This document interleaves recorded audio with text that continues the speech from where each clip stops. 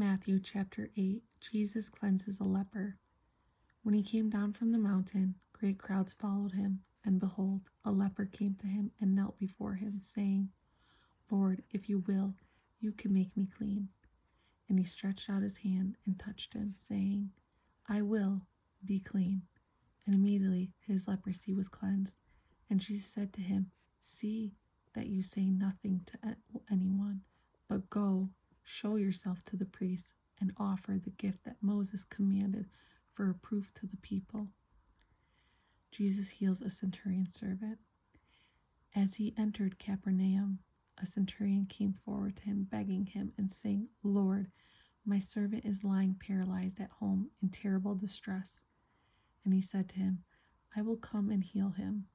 But the centurion answered him, Lord, I am not worthy to have you come under my roof, but only say the word, and my servant will be healed.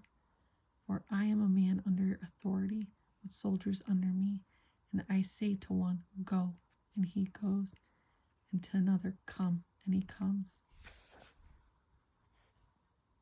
And to my slave, Do this, and he does it. When Jesus heard him, he marveled and said to those who followed him, Truly I say to you, not even in Israel have I found such faith. I tell you, many will come from the east and west and sit at table with Abraham, Isaac, and Jacob in the kingdom of heaven, while the sons of the kingdom will be thrown into the outer darkness. There men will weep and gnash their teeth. And to the centurion Jesus said, Go, let it be done for you as you have believed. And the servant was healed at that very moment. Jesus heals many at Peter's house.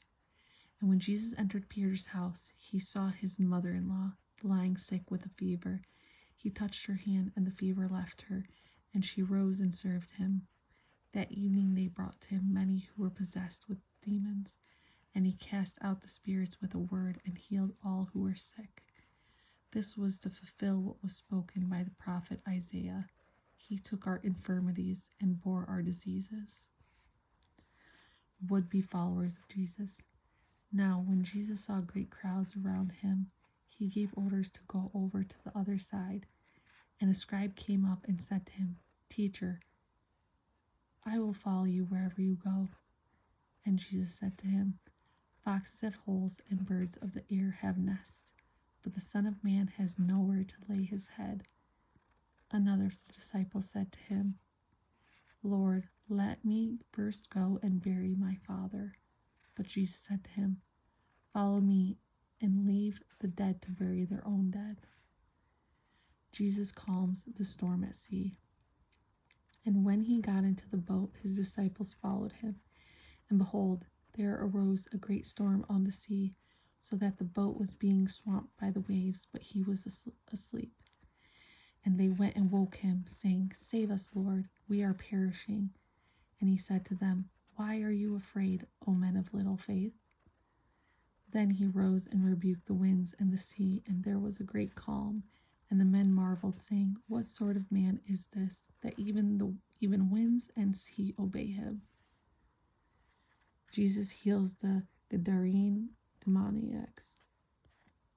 And when he came to the other side, to the country of the Gadarenes, 2 demoniacs met him, coming out of the tombs, so fierce that no one could pass that way.